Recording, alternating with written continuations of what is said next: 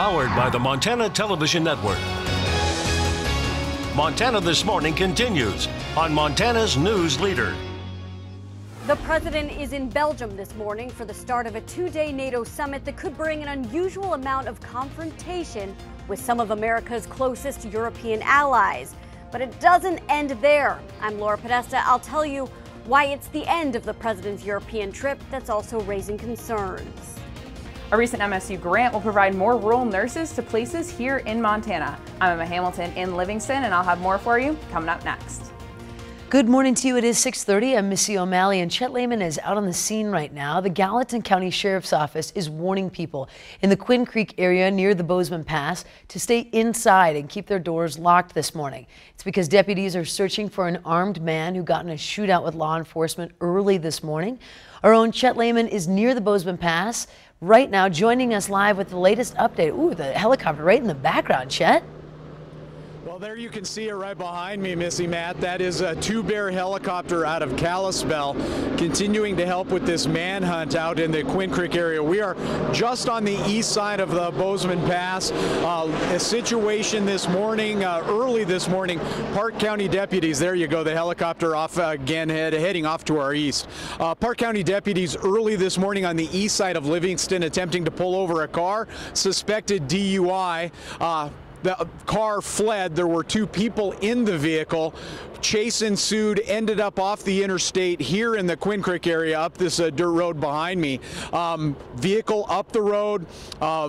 Sometime later, the vehicle came back with a woman driving the vehicle. She was taken into custody. The man in the vehicle, we have posted the description online, a white male with a red mohawk, scrunched down, white cut off shirt, left the vehicle.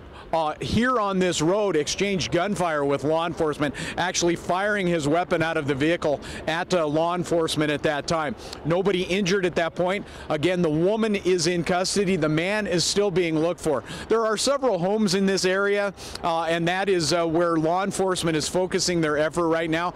But it's a lot of area to cover. Just a little bit further to the west of us is the Jackson Creek area, and then one drainage over from that is Bridger Canyon. So there's lots of area out between here and the Bozeman area. We're about halfway between Bozeman and Livingston. Again, gunfire exchanged early this morning, about 1 o'clock this morning, after a failed attempt to pull someone over for a DUI. The male suspect in that, we have posted his description on our social media sites. Go to that. Law enforcement asking, this is coming from Clay Herbst, who is the undersheriff for Park County, asking anybody in this area to just lock their doors, make sure that if somebody comes to the door who is not a uniformed law enforcement officer, don't answer the door, lock the doors, call 911 immediately, and law enforcement will take over from there. So again, the person considered armed and dangerous, still being looked for by law enforcement from Park County, Gallatin County, Montana Highway Patrol, and as you saw just moments ago, a helicopter, a search by air from a two-bear helicopter out of Kalispell. I am Chet Lehman. We are live at the Quinn Creek area between Bozeman and Livingston as this manhunt continues. Back to you in the studio, Missy. Thank you so much for that, Chet. Phenomenal coverage there. President Trump kicks off a high-stakes trip to Europe today during the NATO summit that he's expected to be pushing for more equal defense spending and more fair trade. He then travels to the UK for a meeting with Prime Minister Theresa May. But as CBS's Laura Podesta reports, it's the president's final stop to Helsinki with Vladimir Putin that's raising concerns. President Trump met with NATO Secretary General Jens Stoltenberg this morning in Brussels. I think the Secretary General likes Trump. He may be the only one, but that's okay with me. Stoltenberg thanked the president for pushing other countries to increase their defense spending. Your message is having an impact. The two-day NATO summit is the first major gathering of Western countries since the G7 in Canada, where President Trump clashed with the other leaders. While leaving the White House yesterday, the president wasted no time complaining that member nations pay too little on defense spending. NATO has not treated us fairly, but I think we'll work something out. So far this year, only 5 of 29 NATO countries, including the U.S., spent 2% of their gross domestic product on defense, the NATO standard. There is concern about the last leg of the president's trip, both abroad and at home. And I have Putin. Frankly, Putin may be the easiest of them all. Who would think? What would be really disastrous would be for us to have a negative NATO meeting and then do something with Putin that further destabilizes the relationship. President Trump and Russian President Vladimir Putin meet in Helsinki, Finland next week. Laura Podesta, CBS News, New York. Now, President Trump wouldn't say if Putin is a friend or a foe, instead calling him, quote, a competitor. Before the Helsinki summit, the president travels to the UK to meet with Prime Minister Theresa May and have tea with Queen Elizabeth. So there you have it. Maybe some crumpets as well. Maybe so. Matt joins me now. Matt, beautiful night last night. The rain sure felt nice, a nice little cool down. But yeah. Today, yesterday actually felt a little sticky outside. Oh, today, much different scenario, even early in the day. A little cooler this morning, into the 40s for most of us. A couple of 50s sneaking in there. You can see our skies relatively clear. Nice sunrise this morning. Bozeman temperatures should be into the mid to upper 70s. We may see a couple of 80s for parts of the area. Unfortunately, our rain chances dwindle this week. We'll talk more about that, of course, coming up in just a few minutes. Thank you, Matt. Now 6:36, and we are learning more about what authorities are calling a miracle that saved a baby boy who was found in the woods near Lolo. MTN's Augusta McConnell was at the press conference where deputies spoke for the first time about that remarkable rescue.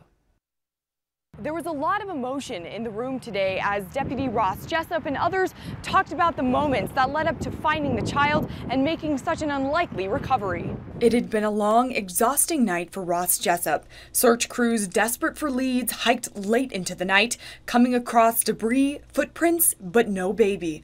Jessup says he followed his gut, but prepared for the worst. And I just asked him, I said, Nick, will you be willing to walk up the mountain with me?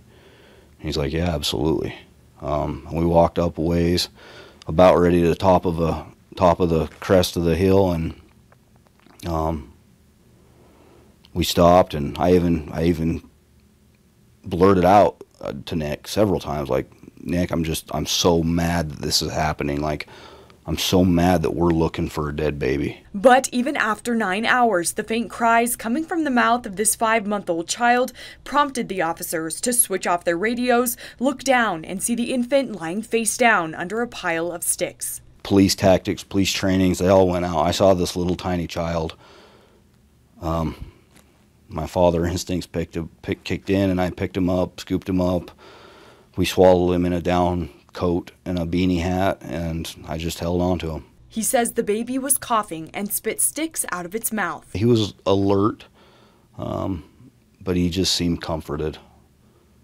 He did. He peered into my eyes, and I peered into his eyes. I gave him kisses on the forehead, and I looked at him, and I couldn't thank the Lord Jesus enough. I was just so happy. The infant was taken to the hospital, where this photo was taken of its small hand clutching the finger of Captain Bill Burt, who says the baby wouldn't let go while it drank 3 containers of Pedialyte supplements. Jessup told me he doesn't like being the center of attention and credits everyone who was involved with the ground search and behind the scenes for the efforts that led up to making such a remarkable happy ending happen. In Missoula, Augusta McDonald, MTN News. Incredible story there. Nice happy ending. In other news, closer to home, expect a new route on Jackrabbit Lane as construction switches to the southbound side of the road. Montana Department of Transportation anticipates moving traffic flow to the right side of the road once the paving there is complete. Then the work can begin where cars have been driving since the start of the project. The Department of Transportation wants drivers to be aware of the new traffic flow and to follow speed limits and posted signs. Access to businesses alongside the roadway will be accessible when directed by flaggers. Intersections impacted by the changes include East Hulbert, East Valley Center, Cameron Bridge, and Frank Roads. The project is expected to be complete in October of this year. And hunting and fishing industry leaders from Canada to New Mexico are convened in Bozeman this week, talking about chronic wasting disease. The 2-day conference calls for the North American Assembly of Outfitter Associations will meet for 2 days and discuss a range of issues of high importance. of chronic wasting disease. The federal veterinarian specializing in the disease addressed the group to answer questions, present the latest research, and discuss the best ways to manage the spreading of the disease. Now, chronic wasting disease is fatal and impacts deer and elk. An animal can have and transmit the disease for years without showing signs. Testing will be done in targeted areas during the upcoming hunting seasons. I mean, CWD is a disease that's going to be decadal in its presence, and because of the complexity of it, it's going to pose one of the most unique management challenges we have. Can it be managed? Absolutely. Can Montana sustain it? No question about it. But it's going to take some real education, and these kinds of opportunities provide that. Chronic wasting disease was detected for the first time in Montana in October and November of last year. In other news, Montana State's University Nursing Program recently received a $2.8 million grant. MTN's Emma Hamilton was on the site for the details on how it will assist with the training of the future nurses in Impact Montana. There is a shortage of nurses in rural communities throughout the state. In the past, nursing students did much of their training in hospitals, but they can now have a different experience. This grant will provide that opportunity for students to be able to go out and train in rural settings, such as Park County, to be able to have a taste of what it's like to serve people in those communities. We absolutely encourage our graduates to practice all across rural Montana. We hope to educate the workforce that will serve Montana and improve Montana's health. Practicing in a rural place isn't the same as a bigger hospital. Everywhere you go, everyone knows you work at the health department, knows you're a nurse, asks you questions. But that's what I love about it, is that it's not that I'm a nurse in the hospital and then when I'm out of the hospital, I'm not. I'm a nurse all the time. And being a nurse in a small community is no easy task. It's so small that, you know, you're their lifeline. You're the one that they really look to for answers and help. It's so different than at the hospital. You get to prevent disease rather than fix it. And like Bowden, current nursing students were raised in rural communities and are looking forward to caring for those communities after graduation. Where I grew up, it was a nurse practitioner that did most of the care for us, and we got to know the nurses and the nurse practitioners on a personal level as well as with healthcare, and that's just the kind of care that I wanted to provide. In Livingston, Emma Hamilton, MTN News. Now, this is a 4-year grant from the U.S. Health Resources Services Administration and should increase the number of rural nurses across the state. Good morning to you and welcome to this 7-11 Wednesday. In a moment, online shopping has changed the way for many, making it easier to never even leave their house and have items show up at their doorstep. But what about augmented reality shopping? We'll explain that in just a moment. But first, time to check in with John Dickerson for a look at your headlines coming up at 7 right here on CBS. Good morning. Ahead on CBS this morning, we'll talk with a U.S. mission commander who worked to help free the trapped Thai youth soccer team, how they did it and how the boys are recovering. And archaeologists unearth bones and mysteries in a new section of the ancient Roman city of Pompeii.